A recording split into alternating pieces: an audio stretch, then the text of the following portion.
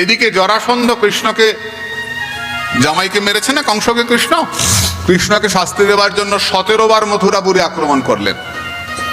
17 বার হারলেন, আবার ফিরে গেলেন, আবার 18 বারের বার আসবেন।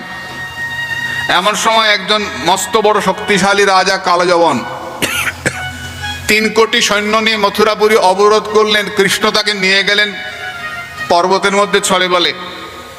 সেইখানে মুচুকুন্দ শুয়েছিলেন। কালযবন বুঝতে পারলেন না, মুচুকুন্দকে লাথি মেরেছিলেন। গুহার মধ্যে মুচুকুন্দ শুয়েছিলেন, কালযবন ভেবেছেন কৃষ্ণ শুয়ে আছে, দিলেন লাথি। মুচুকুন্দ তাকালেন, আশীর্বাদ ছিল যে ঘুম ভাঙাবে সে পুড়ে যাবে। মুচুকুন্দ তাকালেন, কালযবন পুড়ে ছাই হয়ে গেলেন। কালযবনের 3 কোটি সৈন্য পালিয়ে গেল। কৃষ্ণ বলরাম প্রচুর খাবার দাবার তুলছেন। এমন সময় জরাসন্ধ তাড়া করলেন। তারা 2 ভাই পাহাড়ে লুকালেন, জরাসন্ধ পাহাড়টাকেই জ্বালিয়ে দিলেন। 2 ভাই পালিয়ে এলেন। কৃষ্ণ বললেন, আর মথুরায় থাকা যাবে না, চলো দ্বারকায়।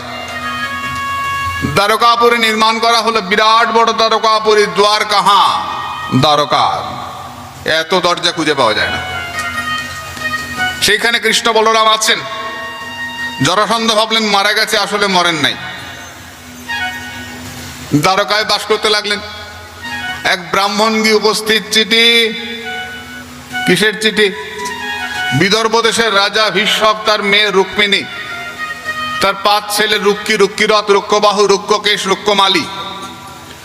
রুক্মিণী চিঠি পাঠিয়েছেন, আমার সঙ্গে আমার 5 ভাই শিশুপালের বিয়ে ঠিক করেছে। সিংহের ভাগ কি শিয়ালে খায়? তুমি আমার স্বামী, তোমার গুণে আমি মুগ্ধ, তুমি আমাকে বিবাহ করো। কৃষ্ণ অনেক প্রেম করেছেন বৃন্দাবনে, কিন্তু চিঠিপত্রে পাকাপাকি সম্পর্ক। দয়াল ঠাকুর আমার, মনটা খুব দয়ার। দারুককে ডেকে বললেন, দারুক গাড়ি বার করো। রথ বের করা হলো। রথে চেপে বিদর্ভ দেশে। বিয়ের আগেই পৌঁছে গেছেন।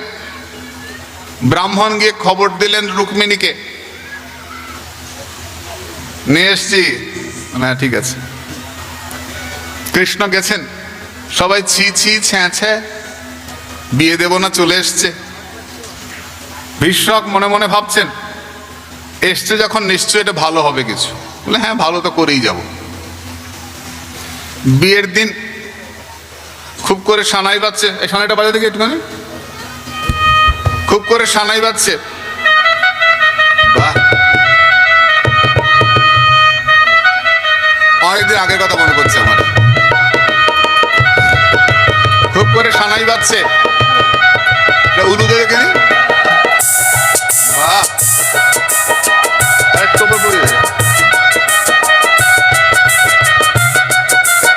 ভগবান কৃষ্ণচন্দ্র কি জয় হো।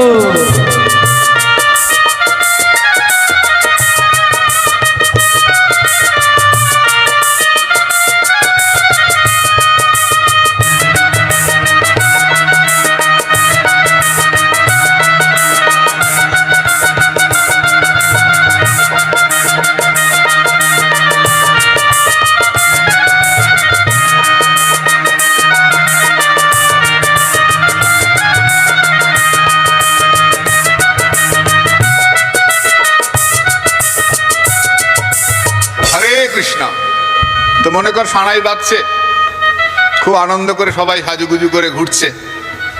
হ্যাঁ এসছে বাবা, তো সাজুগুজু করে সব ঘুরছে। তো মেয়েরা তো মাথার মধ্যে কি লাগাস তোরা? কি ফুল যে? বেলি ফুল না?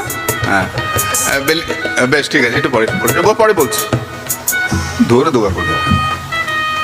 তো মেয়েরা মাথার মধ্যে বেলি ফুল লাগিয়ে ঘুরে বেড়াচ্ছে, ঠোঁটের মধ্যে লিপস্টিক। হ্যাঁ লক্ষ্য করে দেখিস, আমি দেখেছি বিয়ে বাড়িতে মেয়েরা কখনো ঠোঁট বন্ধ করে থাকে না, চেন করে থাকে। দেখবি বেগুনি খাচ্ছে, সব কিছু খাচ্ছে না, চেন করে খায়। লিপস্টিক নষ্ট হয়ে যাবে না, করে করে খায়। তাহলে আছেন কথা নেই, বাচ্চাটির মাথা নাড়ায়, বড় বড় দুল পড়ে কানে, দুলটাকে নড়ায়। খুব করে খাওয়া দাওয়া ব্যবস্থা, খুব হাসি মজা যা হয় বিয়ে বাড়িতে, খুব আনন্দ হচ্ছে। বর এসে গেছে, বরযাত্রী এসে গেছে। মনে কর ভেজিটেবল চপ শরবত দেওয়া হয়ে গেছে আর কি। অনেক রাত হয়েছে, আর বলা যাবে না, খিদে পেয়ে যাবে, এখন না বলা যাবে না। মোটামুটি খাওয়ার দাওয়া সব হয়ে গেলে হাসাহাসি করে করে খাচ্ছে, বরযাত্রী সব এসছে। রাজার বাড়ির বিয়ে বলে কথা। রাজা বসে আছেন হাতে দর্পণ ধরে সেজে গুজে। ওদিকে পাত্রে রুক্মিণী গেছেন দুর্গা মন্দিরে পূজা করতে। দুর্গা পূজা করে এসে মণ্ডপে ঢুকবে। দুর্গা পূজা করতে গেছে, ওদিকে লোক ভিড় করে সব গেছে রাজকন্যাকে দেখার জন্য, প্রচুর লোক। রাজকন্যার বিয়ে বলে কথা। এ মা দুর্গাকে প্রণাম করে বলছেন, মা গো, যদি তুই খুশি হয়ে থাকিস মা, কৃষ্ণই আমার স্বামী, আমি আর কাউকে স্বামী হিসাবে দেখতে চাই, আর মানব না। রুক্মিণী অলংকার পরা, এত অলংকার, ঘোমটা দিয়ে বেরিয়ে এসছেন মন্দির থেকে। সবাই দেখছে রুক্মিণীকে, আর রুক্মিণীর ওড়নার ফাঁক দিয়ে দেখছেন যে কৃষ্ণ কোথায়। ওই উঁচুতে টিলার উপরে দাঁড়িয়ে আছে। একটু বেরিয়ে ঘোমটাটা সরিয়ে দিয়েছেন। আর রুক্মিণীকে ছোঁয়ার জন্য মেয়েদের যে হুড়াহুড়ি, একটু ধরবে রাজকন্যাকে। প্রহরীরা ছিল বটে, কোথায় প্রহরী, মেয়েরা খেপে গেলে পারে, কোন দিয়ে গুতিয়ে সরিয়ে দিয়েছে। সবাই মিলে রুক্মিণীকে আদর করছে। এই সময় কৃষ্ণ এসেছেন, রুক্মিণীকে রথে তুলে রথ ছেড়ে দিয়েছে। ওদিকে বর এসে গেছে, সব বউয়েরা বরকে বরণ করছে। করে না সব, অনেক রকম 7 বউ মিলে সব করে টোটা না, করে না কি রে? ভুলে গেছি, অনেকদিন আগে কথা তো, ভুলে গেছি। মাঝে মধ্যে রিনিউ করলে পরে হয় এগুলো, ভুলে গেছি। তো সবাই মিলে কৃষ্ণকে, কৃষ্ণ তো বউ নিয়ে পালা, ওদিকে রুক্মিণীকে নিয়ে যাচ্ছেন। এদিকে শিশুপাল এসে গেছেন, শিশুপালকে সবাই, আর শিশুপাল হাসি মুখে রসগোল্লাটা মুখে দিয়ে করে আটকে গেছে। কি ব্যাপার, বাইরে হই হই, কি ব্যাপার? বউ পালিয়ে গেছে, বউ পালিয়ে গেছে। শিশুপাল তো তাড়াতাড়ি করে উঠতে যাচ্ছেন। কে নিয়ে গেছে? কৃষ্ণ নিয়ে গেছে। ওই ওই ওই ওই একেবারে হুলস্থুলুস কাণ্ড, বউ পালিয়ে গেছে, বউ পালিয়ে গেছে। কি প্রেস্টিজের ব্যাপার বলতো, বিয়ের সময় যে বউ পালিয়ে যায়।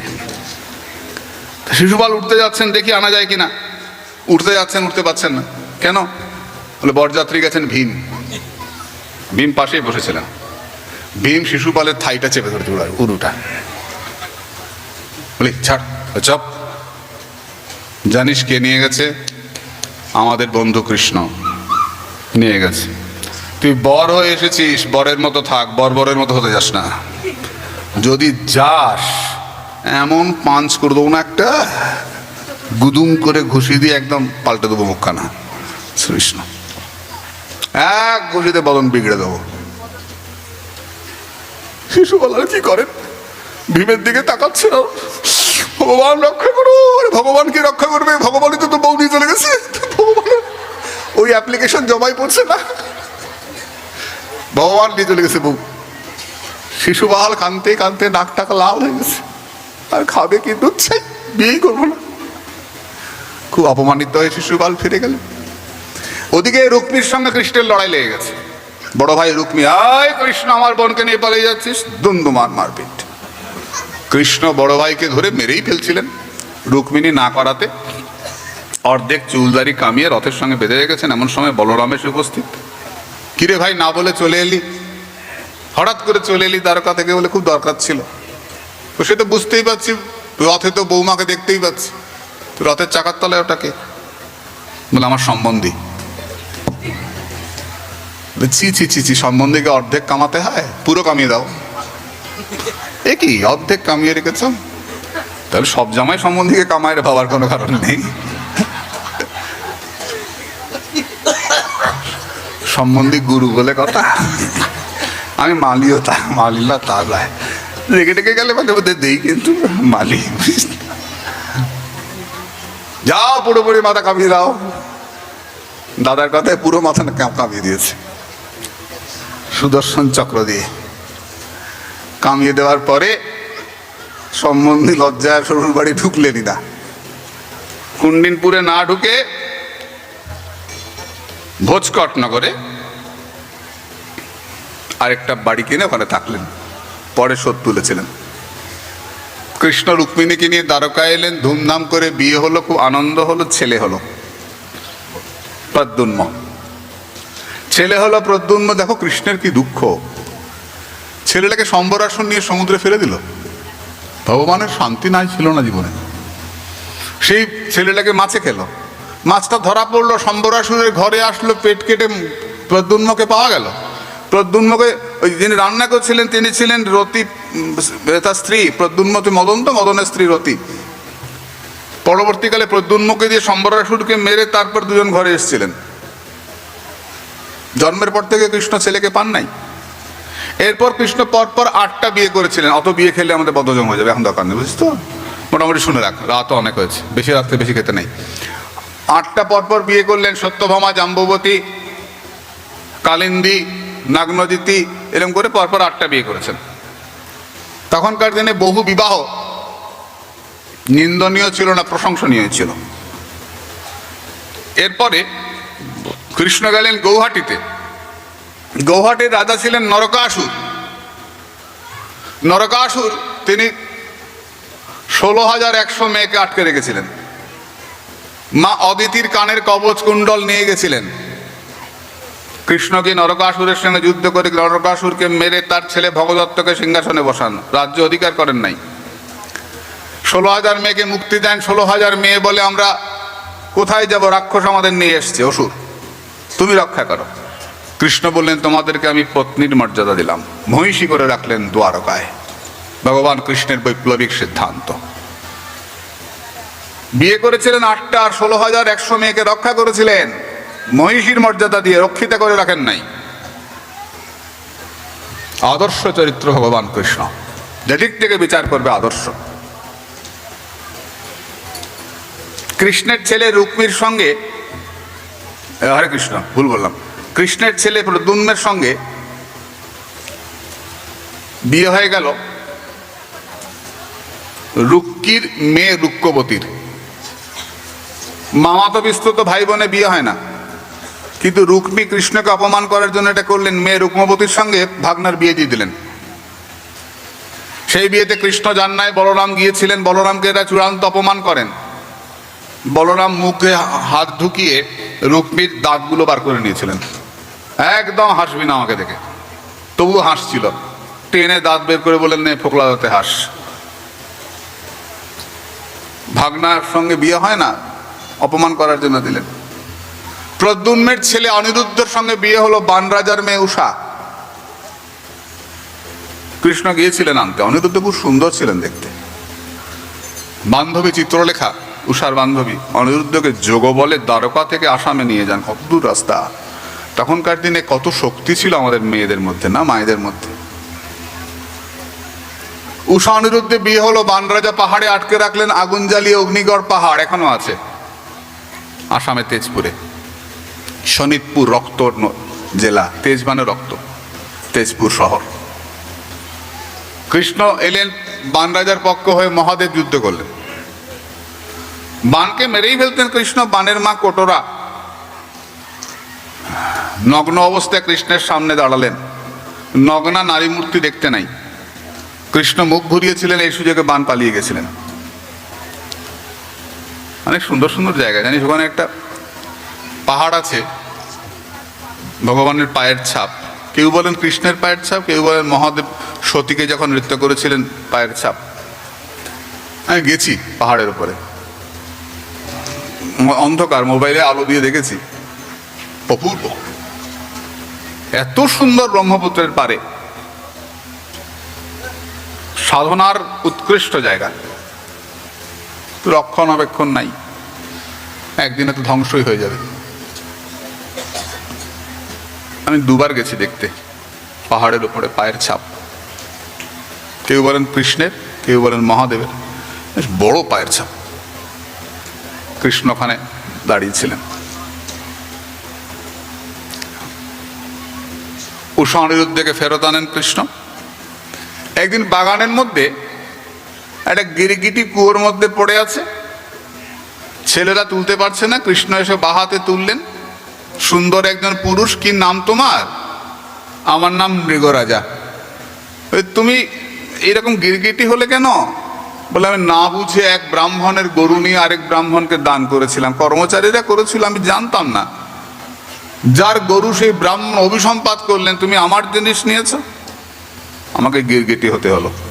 ব্রহ্মস্য অপহারী, ব্রাহ্মণের জিনিস অপহরণ করলে এইরকম কষ্ট পেতে হয়। কৃষ্ণরা শিক্ষা দিয়েছিলেন তার ছেলেদের। বলরাম চৈত্র বৈশাখ 2 মাস বৃন্দাবনে গেলেন, কৃষ্ণ আসেন নাই। মধু মাস, মাধব মাস বৃন্দাবনে এসেছিলেন, অনেক বয়স তখন, 80-র উপরে। সকলের সঙ্গে দেখা করেছিলেন। একজন রাজা, তার নাম পৌণ্ড্রক, তিনি 2 হাত লাগিয়ে বললেন, আমি বাসুদেব কৃষ্ণ। কৃষ্ণ, তুমি বাসুদেব নও। কৃষ্ণ বললেন, কাকের ময়ূর সাজা, বার করছি তারা। দিলেন তাড়া। দেখো মা, অসতের সঙ্গ করলে কি হয়। পৌণ্ড্রক ভয় পেয়ে গেলেন কাশীতে। কাশীরাজকে গিয়ে বললেন, তুমি আমাকে বাঁচাও, কৃষ্ণ তাড়া করছে। চলো বন্ধু। বন্ধু। কৃষ্ণ কাশীরাজের মাথা কেটে ফেললেন। কাশীরাজের মাথাটা উড়ে গিয়ে তার রাজপুরীর সামনে পড়ল। কাশীরাজের ছেলে সুদক্ষিণ কৃষ্ণকে মারবার জন্য দক্ষিণাগ্নি প্রেরণ করলেন, যজ্ঞ করে অভিচারিক অগ্নি পুড়িয়ে দেবে দ্বারকাপুরী। সুদর্শনের তেজে সে আগুন ফিরে এসে কাশীপুরী পুড়িয়ে দিল। দুষ্টের সঙ্গের ফল দেখো, বাবা মারা গেল, রাজপুরী পুড়ে গেল। অসৎ সঙ্গে কখনোই করতে নাই। এরপর নরকাসুরের এক বন্ধু, তার নাম দিবিদ বানর, তার সঙ্গে বলরামের প্রবল যুদ্ধ হয় এবং বলরাম দিবিদ বানরকে বধ করেন। জাম্ববতীর পুত্র শাম্ব দুর্যোধনের মেয়ে লক্ষণাকে বিয়ে করেছিলেন। সেই বিয়েতে কৃষ্ণ যান নাই। বলরাম বললেন, আমার তো শিষ্য, আমি যাই। বলরাম গিয়ে বললেন যে, দুর্যোধন, যা হয়েছে দিয়ে দাও, ছেলে বউকে ঘরে নিয়ে যাই। দুর্যোধন বললেন, ও এখন উনি গুরু হতে এসছেন।